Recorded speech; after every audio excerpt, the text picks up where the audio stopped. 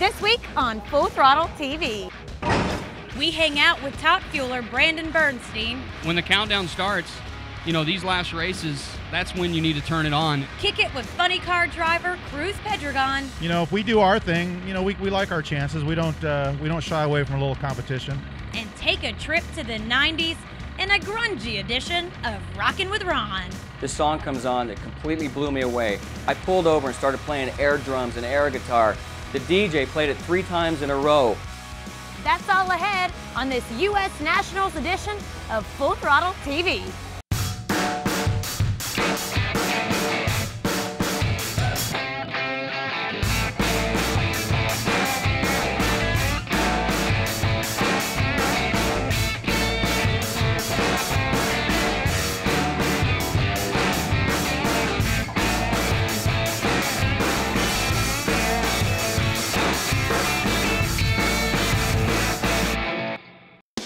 Drag racing fans, welcome to a brand new edition of Full Throttle TV. And welcome to the biggest event in all of drag racing, the historic U.S. Nationals. I'm your host, Abby Tubbs. This week and all season long, Full Throttle TV will give race fans an in-depth look at some of the biggest stars and hottest storylines in NHRA drag racing. Today, we'll kick things off by hearing from top fueler Brandon Bernstein, a man whose race pedigree is almost as rich as the annual running of the U.S. Nationals. However, the younger Bernstein is yet to find the success here in Indy that his father enjoyed for many years at the Big Go. Recently, I sat down with Bernstein to talk about this race, his 2-year drought from the winner's circle, and a whole lot more. Let's check it out. We're joined on our Full Throttle TV set with an old FTTV favorite, Copart top fuel driver, Brandon Bernstein. Well, hello, thanks. I like those shades you got there. Yeah, they're a little styling right now. Oakley just came out with them, so, you know, I get the privilege of getting the first run stuff every now and then. Well, hello, Oakley. Come on, Full Throttle TV girl here. They got a match. Yeah, they look good together. Well, I'm going to start with the obvious question that I'm sure everyone's asking you. Where'd it go? What happened to the hair? You know, I was going to my hairdresser one day, and I just said, it's time for a change. Just cut it off. So I've always wanted to do it, but I've always been pretty, you know, like I love my hair kind of thing. So I just finally got to that stage that I'm like, okay, let's do it. Let's chop it off. Well, you got an extra person on your team working with you at this race in Indy. Your dad's championship crew chief is here. What's that going to do to the dynamic of your team? Well, hopefully it's going to help us. I mean, that's the whole point, is to bring Dale Armstrong in and, you know, just for another set of eyes. Just to, you know, our guys, Todd and Donnie, are doing a fantastic job. It's just, you know, we've struggled just a little bit here and there. And for him to just have a perspective, an outside perspective on what they're doing, and just see if there's something that he can add to the equation that can get us over that hump and get us a win and get us some round wins. And he obviously, you know, knows me ever since I was a little kid. So it's a lot of fun having him around. Well, you made it into the countdown. Right. So what is it going to take for the Copart Blue team to win a Full Throttle championship? Well, you know, winning the Full Throttle championship is what we're all out here, you know, for, really. I mean, we want that championship, and we need to be consistent. I mean, you know, when the countdown starts, you know, these last races, that's when you need to turn it on. And we've seen in past, you know, history here that, you know, you can win from the 10th position. So, you know, that's really what we need to do, is just go into the countdown knowing that we've got to go rounds in every race and at least give us a chance, you know, down the stretch in the last race or the last couple of races to, you know, pull the Full Throttle championship out. And when you're sitting out there on the track, do you have any pre-race rituals that you do before you get out there? You know, I'm kind of I really don't. You know, I guess I have one that I do every time, and that's the only thing I guess I do, and that's you know, when we get ready to actually start the car and everything, I just kind of reach over and I tap a picture that I have in the cockpit, and it's a picture of Eric Medlin and J.R. Todd, the 3 of us together from the awards ceremony, and then another picture right underneath that is, you know, my good buddy Russ Tom that was killed. So, you know, I always tap that picture and just, you know that they're hanging with me, and you know, hopefully it's going to be a great run.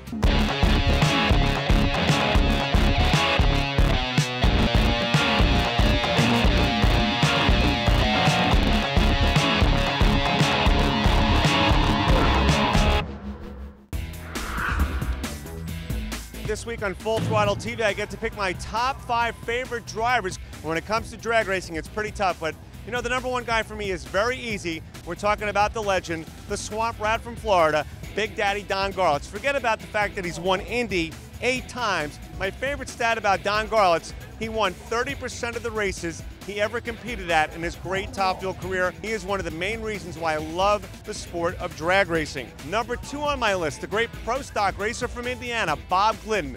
10 championships, 85 race wins. He had him covered. I just love his performance. Bob Glidden, driver, tuner, builder of the parts to go racing. My number 3 guy, well, he's the king of cool, and that's Don the Snake Prudhomme. Whether the wins in Top Fuel, the wins in Funny Car, Don, the complete package, one of the greats in the sport. Of course, his rivalry with the Mongoose is just what made drag racing great back in the 1970s.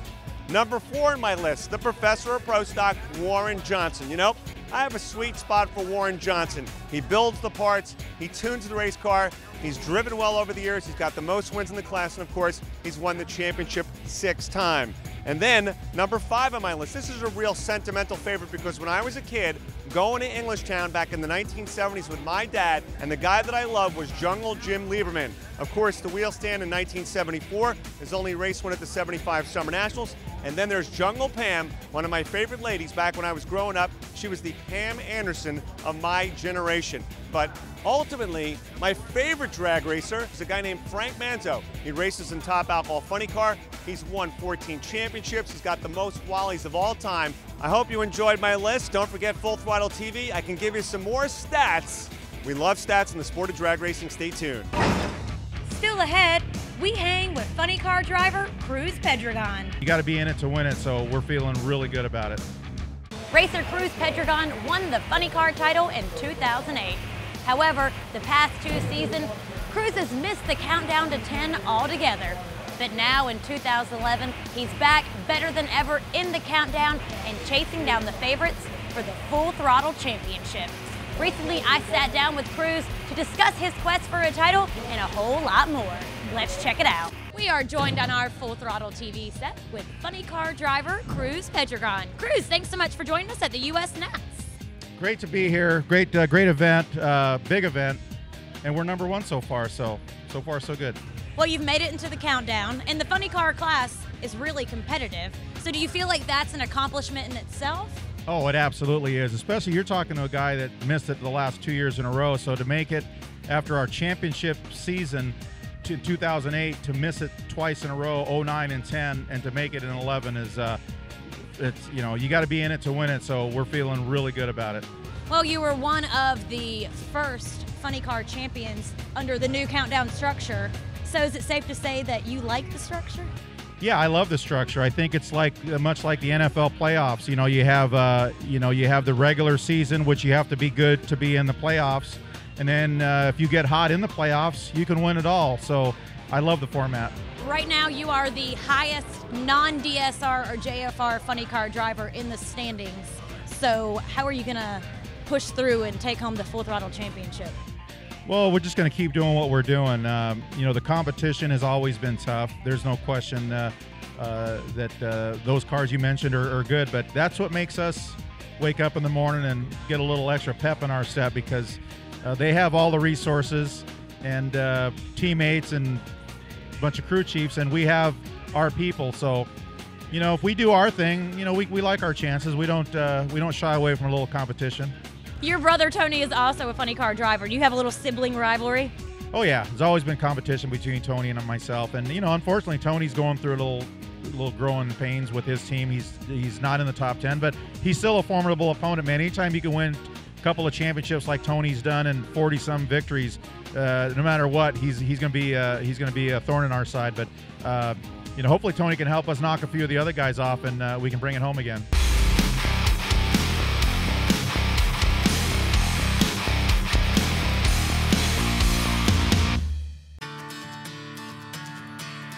When I'm at the racetrack, you know, it's very important for me to get around when you have multi-car teams. You can't be in 2 places at once, and the Kimco, you know, is a bike that'll get me there. It's slim and trim, it gets me through crowds. I ride my Kimco scooter all the time, going to and from the starting line and to appearances and to watch other racers, and it's definitely my only means of transportation besides my race car here at the racetrack. I love it.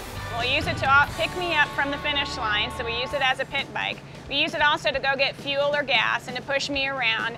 And then I use it, of course, to go to all my autographing sessions. So we use the Kimco scooters quite a lot throughout the race team on a race weekend. I use them for, joyriding throughout the pits, towing the car back and forth to and from the lanes. It's the uses of a Kimco is unlimited. I'm on my Kimco scooter every day. I go back and forth between my motorhome and the pit area, and then of course between the funny car pit area and the Pro Mod pit area. So I get really good use out of it, on it all day long, riding around. And then the guys are always trying to steal my Kimco scooter too, so that they can go run errands.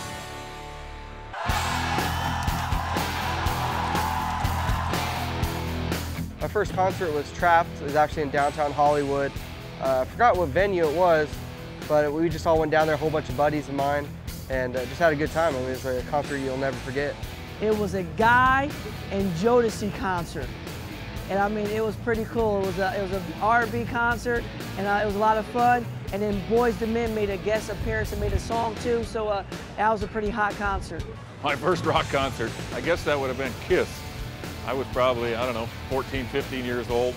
Went with my older brother and all the thug boy dudes that he had that he hung out with, and I always like to hang out with the older guys. So my first concert would be the Rolling Stones at the LA Coliseum. I was probably about 9, and my older brother, we were staying with him for the weekend, and he wanted to, him and his friends were going, so he had to take me and my brother with him. So we were about 9 years old, saw the Rolling Stones.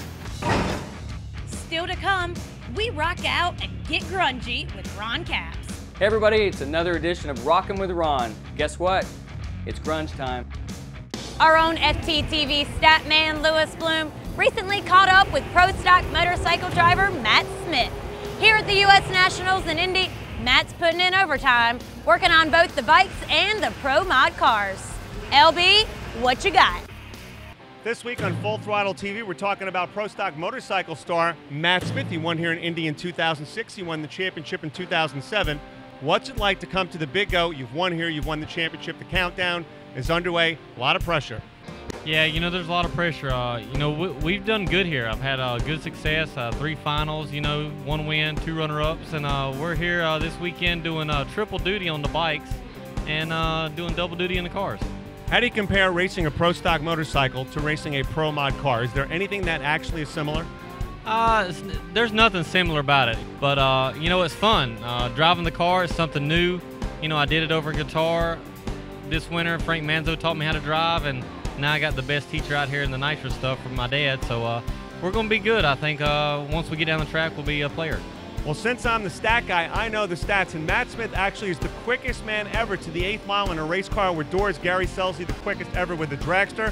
Matt, you got a lot on your plate. Good luck this weekend. Thank you, Lewis. Thanks for having me on.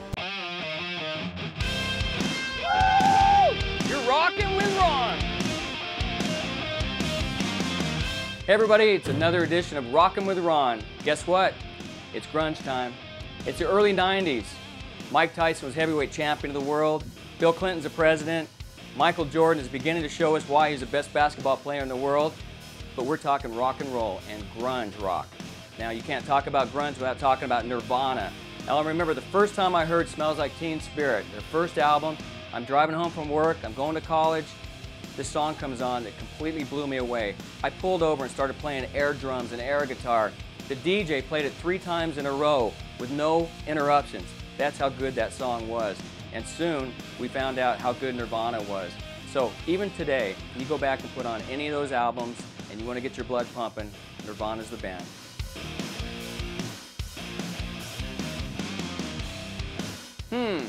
Who would I think would listen to grunge rock out here as a driver? Dale Worsham, for sure. I mean, you look at Dale, he's got a little bit of goatee going on sometimes.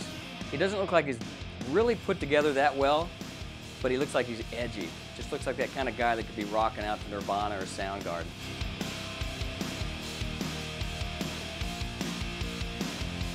And another great grunge band, Alice in Chains. the voice of Lane Staley. He's no longer with us, but you can put on any of those albums of Alice in Chains and hear those crunching guitars, Lane Staley screaming, and it doesn't get any better than grunge with Alice in Chains. NHRA drivers get all the attention and TV time on race days. However, there's some very interesting storylines and people that don't always make the headlines on race days.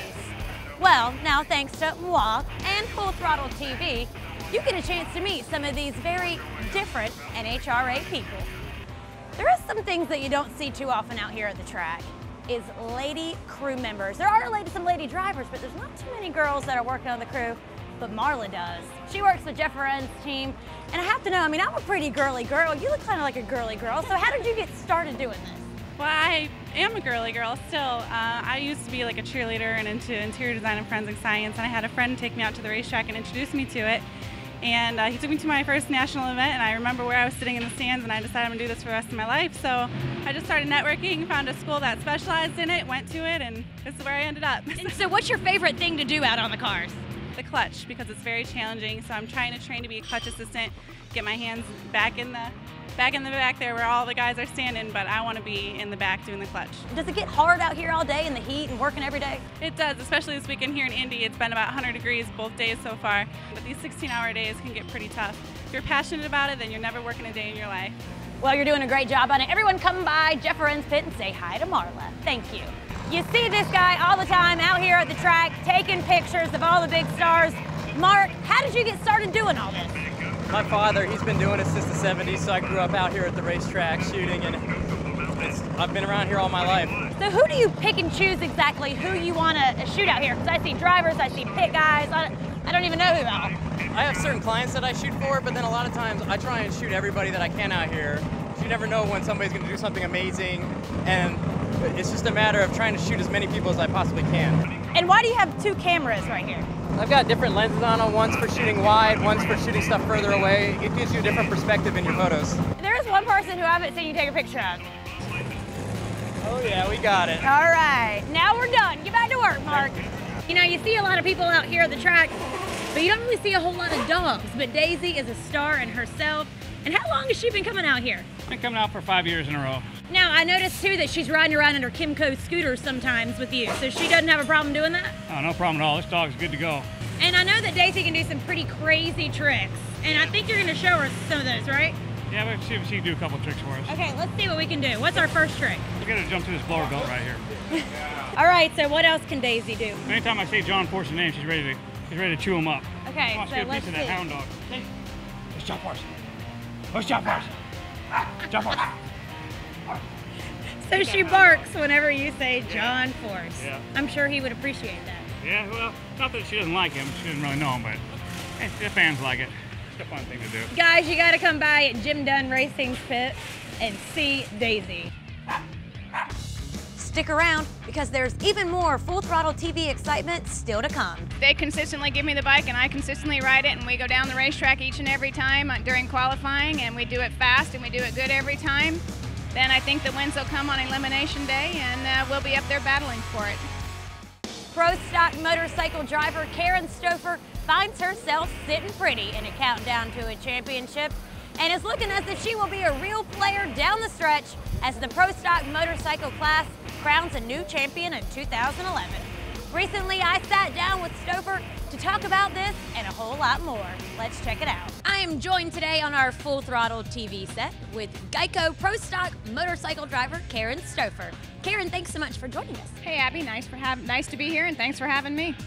I love when I get to interview the ladies.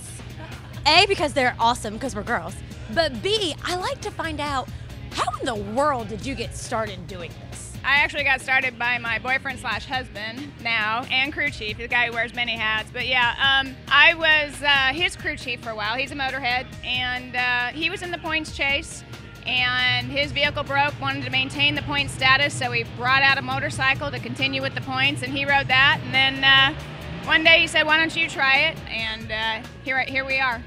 So what's it going to take for the Geico team to take home a Full Throttle championship this year? Getting back on our consistency program. I'm going to stick to that. You know, if they consistently give me the bike and I consistently ride it and we go down the racetrack each and every time during qualifying and we do it fast and we do it good every time, then I think the wins will come on elimination day and we'll be up there battling for it. So is Karen Stouffer always going to stay a pro stock motorcycle driver, or is she going to try out the top fuel car, the funny car? Oh, you never know where I'm going to be next. I'm definitely not one that stays in the same thing for a long time. I'm kind of surprised that I've been here for as long as I have been. I like to try different things. I do have plans to go on to other different things affiliated with NHRA, but that's kind of my little secret.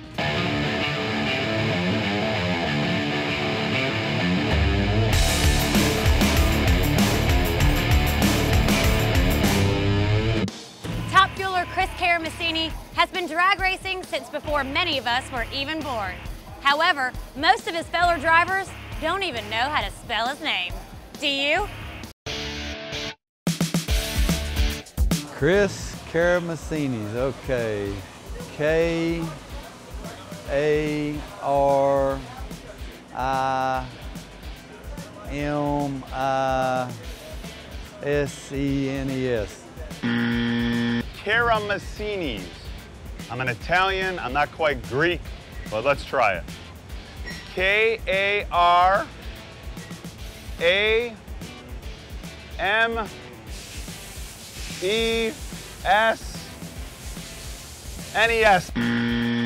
It's a Greek last name, and Greek last names are the absolute hardest to spell. They're even harder to spell than the Latin names. And I don't think I got it right, but it's K-A-R-A-M-S-I-N-E-S. Oh man. Karamessini's, K-A-R-A-M-I-C-I-N-E-S. Man, you guys got me in the Cleneth and I actually hit that right. Karamessini's, K-A-R-I-M,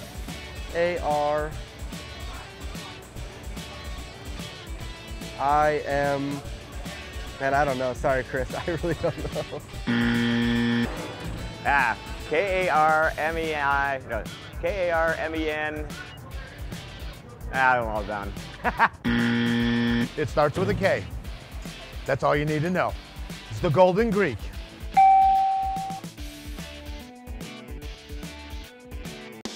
If you missed any part of our show, you can always catch full episodes online at NHRA.com.